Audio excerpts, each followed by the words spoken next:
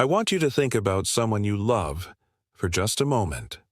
A parent, a spouse, a close friend, someone who seemed perfectly fine, who was living their life, doing their routines, maybe complaining a little about being tired or having some swelling in their feet, and then one day, without much warning at all, had a serious cardiac event.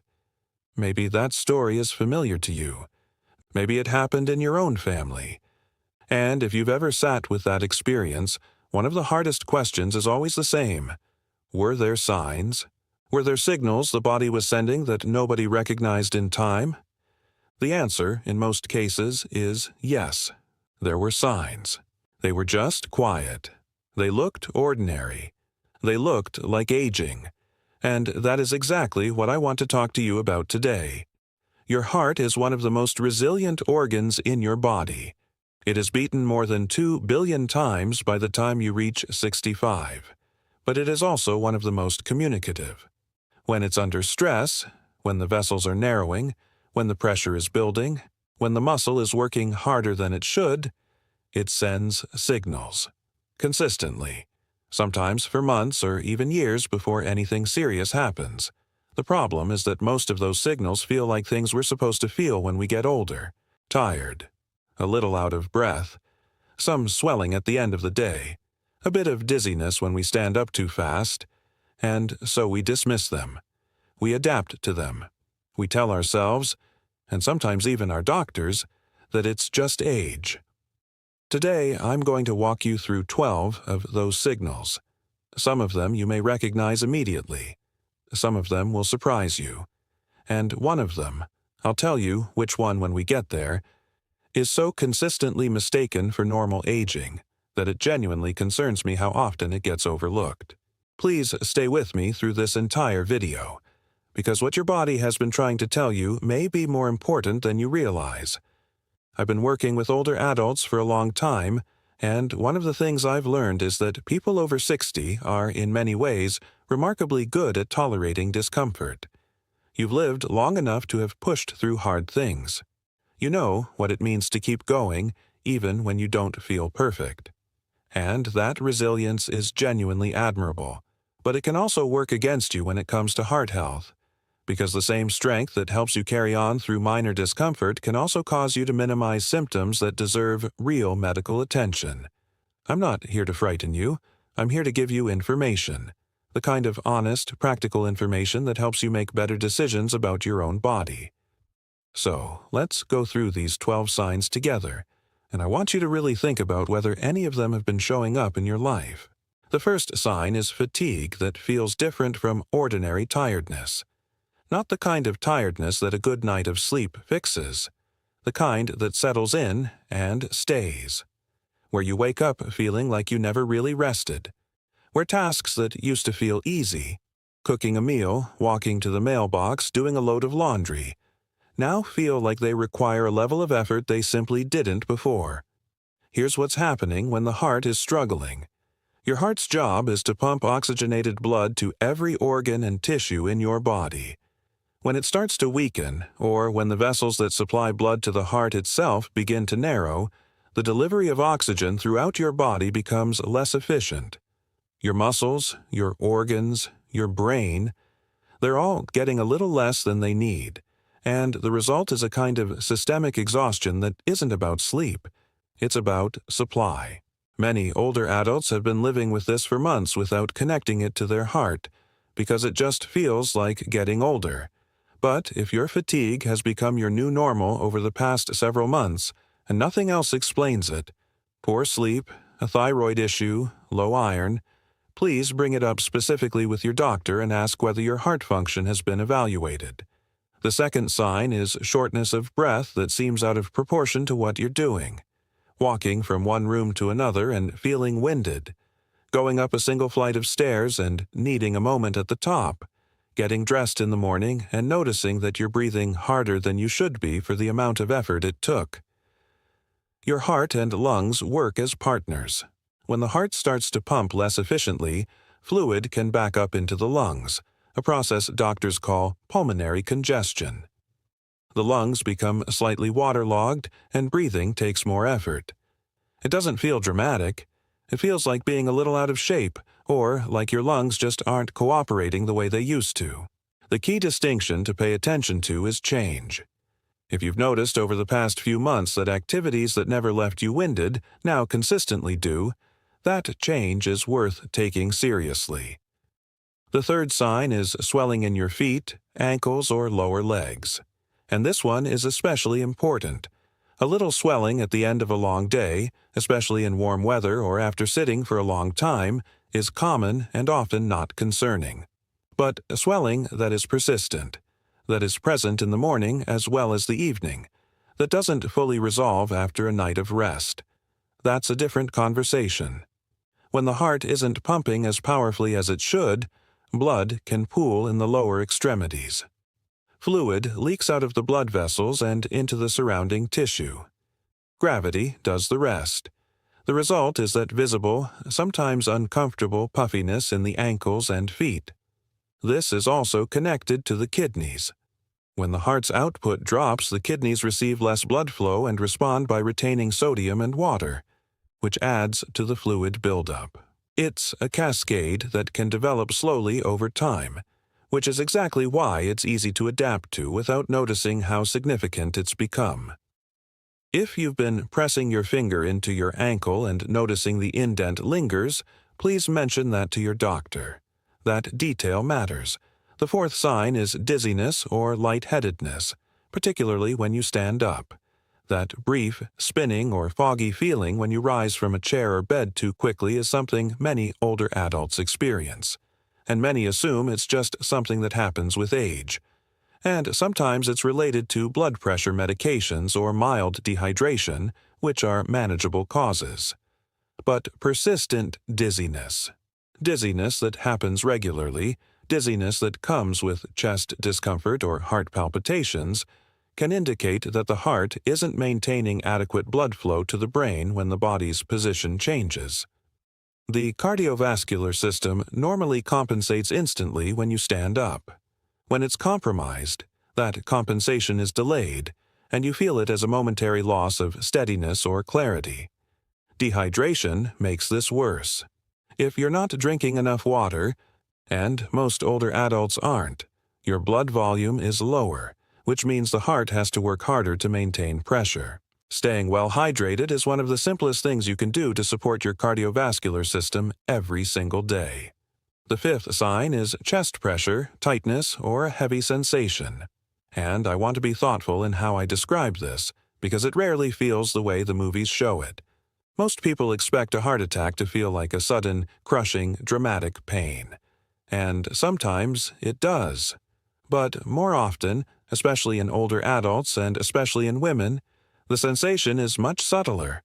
A pressure, a fullness, a tightening that comes and goes, something that feels like indigestion or like someone is sitting on your chest for a few minutes and then letting up. If you've been experiencing any recurring chest discomfort, even mild, even brief, even something you've been dismissing as acid reflux or muscle tension, please get it evaluated. Don't wait to see if it gets worse. The cardiovascular system deserves that level of attention. The sixth sign is irregular heartbeat or palpitations, that fluttering, skipping, or racing sensation in your chest that can come out of nowhere, sometimes while you're sitting completely still, sometimes when you first lie down at night, sometimes after a cup of coffee or a stressful moment. Occasional palpitations are common and often benign, but frequent palpitations, or palpitations that come with shortness of breath, dizziness, or chest discomfort, can indicate an arrhythmia, an irregularity in the heart's electrical system that deserves evaluation. Atrial fibrillation, which is the most common form of irregular heartbeat in older adults, significantly increases the risk of stroke if left untreated.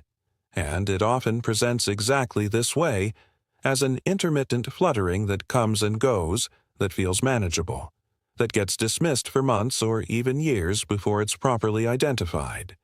If your heart has been skipping beats or racing in ways that feel unfamiliar, please tell your doctor. Don't assume it's anxiety. Don't assume it's caffeine. Get it looked at. This next one is the sign I mentioned at the beginning. the one that concerns me most because of how consistently it gets written off as nothing. Stay with me. The seventh sign is waking up exhausted even after a full night of sleep, and specifically waking up more tired than when you went to bed. This is different from the general fatigue I described earlier. This is the experience of sleeping for 7 or 8 hours and waking up feeling worse, of feeling like sleep didn't restore you, of needing to sit on the edge of the bed for a few minutes before you can face standing up. Here's why this happens from a cardiac standpoint. When the heart is under stress, it can struggle to maintain efficient circulation during the horizontal position of sleep. Fluid can shift toward the lungs when you lie flat, making breathing slightly more labored throughout the night. Even without dramatic symptoms that would wake you, your body is working during sleep in ways it shouldn't have to, and the result is that you wake up depleted rather than restored. Poor sleep quality is also deeply connected to blood pressure, blood sugar, and inflammation, all of which place additional strain on the heart. Chronic poor sleep raises cortisol, which keeps the cardiovascular system in a low-grade state of stress around the clock. It's one of the reasons I talk about sleep so often in the context of heart health. They are not separate conversations. If you regularly wake up more tired than when you went to sleep, and you haven't been evaluated for either sleep apnea or cardiac function, please bring both of those topics up with your doctor. They are connected more often than most people realize. The eighth sign is pain or discomfort in the jaw, left arm, shoulder, or upper back. This one surprises people because it doesn't feel like a heart symptom. It feels like a dental problem, or a sore shoulder, or tension in the back from sitting too long. The reason these areas of the body can signal cardiac stress is because of the way nerve pathways are shared. The heart and several upper body regions share overlapping pain signals through the nervous system. When the heart is under stress or experiencing reduced blood flow, that distress signal can travel along those shared pathways and appear as pain in areas that seem completely unrelated to the heart. This is especially important for women to hear, because women are significantly more likely than men to experience heart problems through these atypical symptoms: jaw discomfort, back pain, nausea, profound fatigue, rather than the classic chest pain that dominates public perception of heart attacks.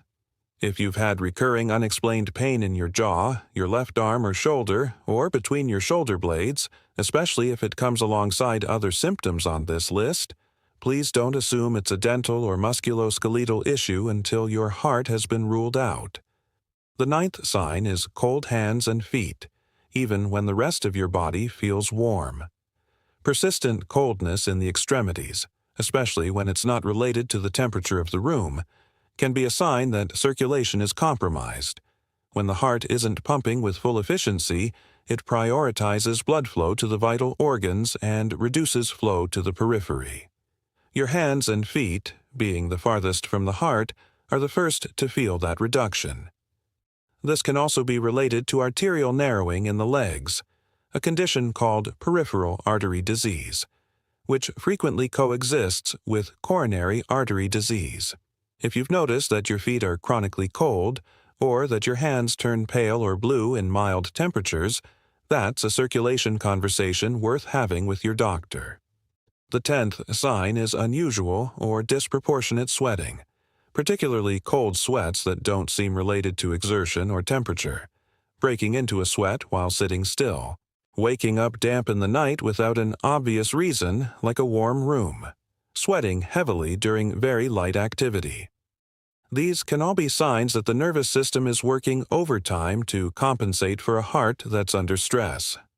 The cardiovascular system and the autonomic nervous system, the part of your nervous system that operates without conscious control, are deeply intertwined. When the heart is struggling, the nervous system responds by activating the body's stress response, which includes sweating. It's the body's way of trying to manage what's happening, and it's worth paying attention to. The 11th sign is exhaustion after very short periods of walking or light activity, what I sometimes call walking exhaustion. Not the tiredness you'd feel after a long hike or an intense workout. The kind where you walk from your car to the front door of a store and need to pause. Where you get halfway through a grocery store and feel like your legs simply don't want to continue. Where physical effort that used to cost you nothing now feels disproportionately hard. This symptom reflects the heart's reduced ability to increase output on demand. A healthy heart can increase its pumping rate and volume significantly during exercise. A compromised heart has a narrower range. It can maintain baseline function, but when demand increases even modestly, it struggles to keep up. And your body tells you that through exhaustion, heaviness, and sometimes a subtle breathlessness. If you've quietly been rearranging your life around physical limitations that weren't there a year ago, parking closer, avoiding stairs, cutting walks short, please take that personally. Your body has been adapting around a problem it's trying to tell you about. The 12th sign is nausea, loss of appetite, or a persistent feeling of fullness even when you haven't eaten much. These symptoms are among the least associated with the heart in most people's minds, but they're more common than most realize, particularly in the context of heart failure or significant cardiac stress. When the heart isn't pumping efficiently, blood can back up into the abdominal organs, creating a sense of congestion and discomfort in the digestive system. The stomach feels full. Appetite disappears. Sometimes there's mild nausea without any obvious gastrointestinal cause.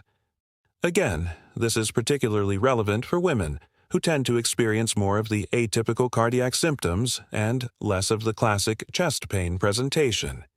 If you've had a prolonged period of reduced appetite, unexplained nausea, or digestive discomfort that doesn't respond to what you'd expect, and especially if other symptoms from this list are present, please make that appointment.